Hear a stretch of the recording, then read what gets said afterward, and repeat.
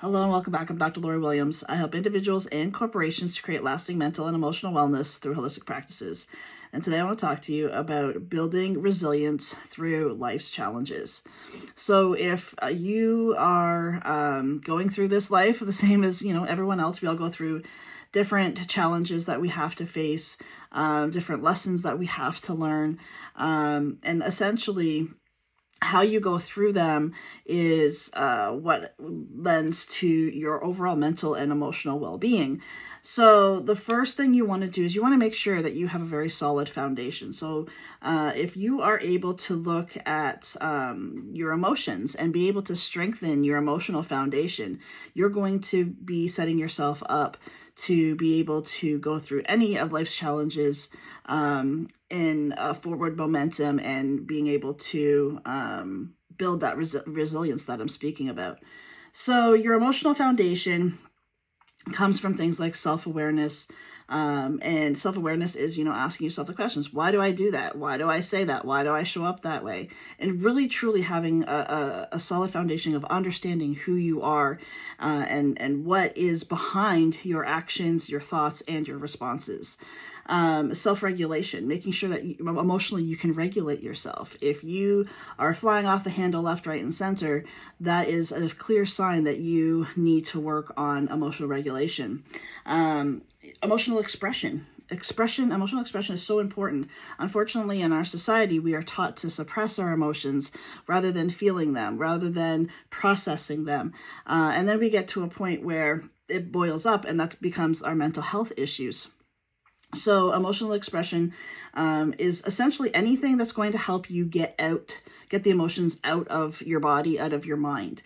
You do this by, talking to a therapist, a holistic counselor. It could even just be, a trusted friend or family member, journaling. Anything that's going to get your thoughts out of your head is going to help you learn to emotionally express yourself in a healthy and constructive way. The next step is you would want to work on reframing all of the challenges that you're going through as a growth opportunity. When you are looking at what has happened, and you're trying to process what has happened, and you allow yourself to stay in that processing, you're not able to move forward. So it is very important that you take time to process. First and foremost, it is very, very important that you take time to process. You need to feel the emotions. You need to release them. Going back to that emotional expression I was just talking about a minute ago, use that foundation to be able to help you through this next process. So essentially what you want to do is every obstacle that you're going through, see it as an opportunity for growth. So rather than saying, why is this happening to me? Ask yourself the question of, what is it that I need to learn from this? Or how can I move forward from this after you've dealt with the emotional aspect of it? You want to trust that everything is always happening for the future version of you. Everything is the things that you're going through today is setting you up to be the person that you're meant to be, the person that you are here on this earth to be. We all have value, we all have worth, and we all have a reason to being here, to leave some sort of an impact on this world.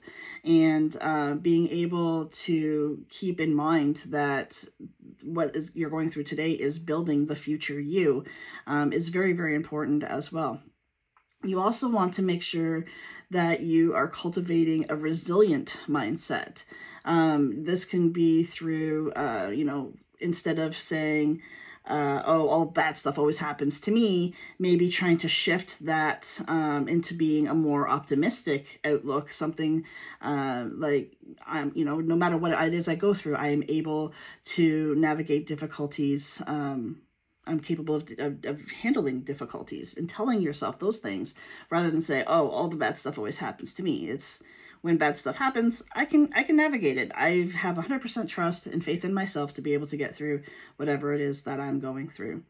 You want to be able to adopt flexibility. A lot of the reasons You may be struggling with having a resilient, being able to be resilient in your day-to-day life is because you may be a perfectionist. A perfectionist wants things a certain way at a certain time, and if it doesn't go that way, it just feels like a complete upheaval of their entire life. And I mean, obviously that's not true, but that's how it feels. So when you are able to shift into a state of being more flexible, you're shifting into the ability to not be attached to a certain way that things are going to unfold.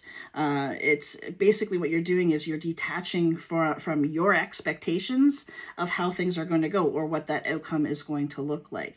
So ultimately, you want to make sure that you are in a place of being able to be flexible, and just allowing things to happen and to unfold the way that they're meant to. A lot of the times what keeps us from being resilient is our need to control the situation. We want to know how it's going to work out, how, the steps we need to take. We need to see the big picture before we take that first step, because we feel then that we're in control. The truth of it is, and I think this is probably the biggest lesson that you could take away, is that you have zero control over anything. Our control, the control that we think we're trying to gain, it does not even exist. It's something that we try to convince ourselves is true, and then it's this thing that we are always trying to obtain. But control in our lives, it does not happen. We don't have ultimate control. We have control over, the things we're doing, the way we're showing up, over ourselves. We 100% have control over that.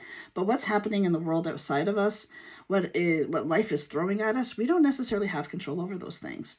So the sooner you can understand and get to a place of acceptance that you don't have control over over your life, predominantly, for the most part, you do not have control over your life.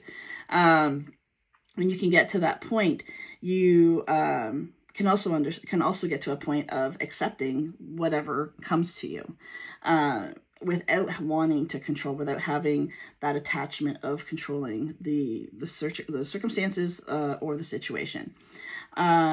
So ultimately, all of these practices are going to help you to build resilience and help you to get through pretty much anything that life throws at you. This is not a comprehensive list. There's a few other things that can be added to this for sure, but I wanted to give you some things to work on within yourself and perspectives that you can shift to help yourself to move forward and to be at least begin the process of becoming more resilient in your day-to-day life. Thanks so much for joining me. I'll see you back here next time.